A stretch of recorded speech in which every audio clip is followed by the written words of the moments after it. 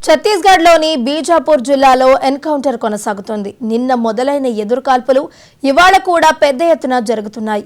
బీజాపూర్ అడవుల్లో భద్రతా దళాలు జరిపిన కూంబింగ్లో మావోయిస్టులు తారసపడటంతో ఈ భీకర పోరాటం మొదలైంది. నిన్న ఇవాళ కలిపి మొత్తం 19 మంది మావోయిస్టులు మరణించినట్లు అధికారులు ప్రకటించారు. ఈ ఎన్కౌంటర్లో మావోయిస్టులకు కూడా భారీగా నష్టం వాటిల్లింది. దురదృష్టవశాత్తు ఈ ఎదురు కాల్పుల్లో 3 జవాన్లు కూడా మృతి చెందారు.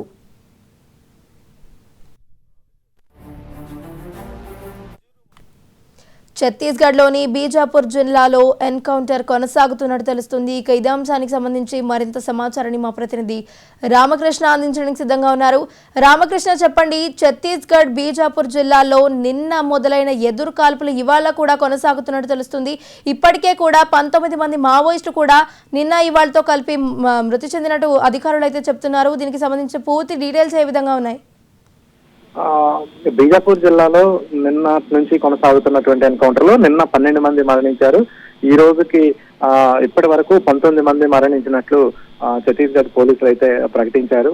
మావోయిస్టుకి సంబంధించినటువంటి కీలక నేతలు ఉన్నారన్న సమావేశమయ్యారన్నటువంటి స్పష్టమైనటువంటి సమాచారంతో భద్రతా బలగాలు అక్కడికి వెళ్ళాయి. ఈ క్రమంలోనే భద్రతా బలగాలకు ఇటు మావోయిస్టులకు మధ్య ఎదురుకాల్పులు జరిగాయి. ఈ ఎదురుకాల్పుల్లో మావోయిస్ట్ పార్టీకి సంబంధించినటువంటి కమాండెంట్ ఒక మోడియం అనే కమాండెంట్ మృతి చెందారు. ఇతని మీద 8 లక్షల రివార్డు ఉంది.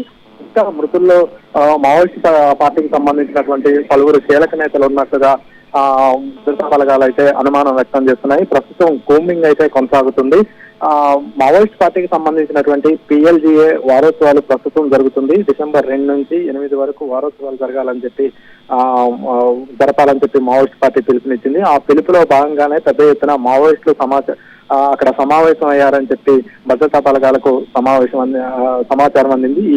ఈ నేపథ్యంలోనే పెద్ద ఎత్తున కాల్పులు చోటు చేసుకున్నాయి. ఈ కాల్పుల్లో భద్రతా బలగాలకు సంబంధించి 3 జవాన్లు మృతి చెందినటువంటి పరిస్థితి ఉంది. మరో జవానుకు గాయాలైనట్లుగా భద్రతా బలగాలు అయితే చెప్పాయి.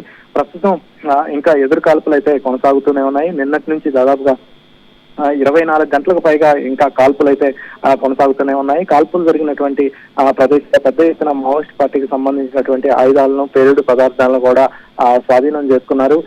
ఎందుకంటే మావోయిస్ట్ పార్టీ అనేది ఇక తుది దశకు వచ్చింది అనేది ఇటు పోలీసులు చెప్తున్నటువంటి పరిస్థితి ఉంది. దీనికి సంబంధించి ఆపరేషన్ కగార్ను వేగవంతం చేయాలని చెప్పి ఇటీవల జరిగినటువంటి సమావేశంలో ఇటు ప్రధాని మోదీ కావచ్చు, హోంమంత్రి అమిత్ షా ఇద్దరు కూడా స్పష్టం చేయడంతో ఆపరేషన్ కగార్ను వేగవంతం చేశారు. ఈ క్రమంలోనే కర్రెగుట్టల్లో కూడా ఇక్కడికి సంబంధించినటువంటి తాత్కాలిక బేస్ క్యాంపును ఏర్పాటు చేశారు. ఇక అబూజ్మడ్ ప్రాంతం మీద టార్గెట్ దేవ్జీ టార్గెట్ గానే ముందుకు వెళుతున్నటువంటి నేపథ్యం. ఈ క్రమంలోనే పెద్ద ఎత్తున మావోయిస్ట్ పార్టీకి సంబంధించినటువంటి కీలక నేతలందరూ కూడా మరణిస్తూ వస్తున్నటువంటి పరిస్థితి ఉంది. ప్రస్తుతం దేవ్జీతో పాటు కొద్ది మంది మాత్రమే కేంద్ర కమిటీ సభ్యులు ఉన్నటువంటి నేపథ్యంలో ఆపరేషన్ కగార్ను వేగవంతం చేయాలని చెప్పి ఇటు కేంద్ర బలగాలు అయితే భావిస్తున్నాయి.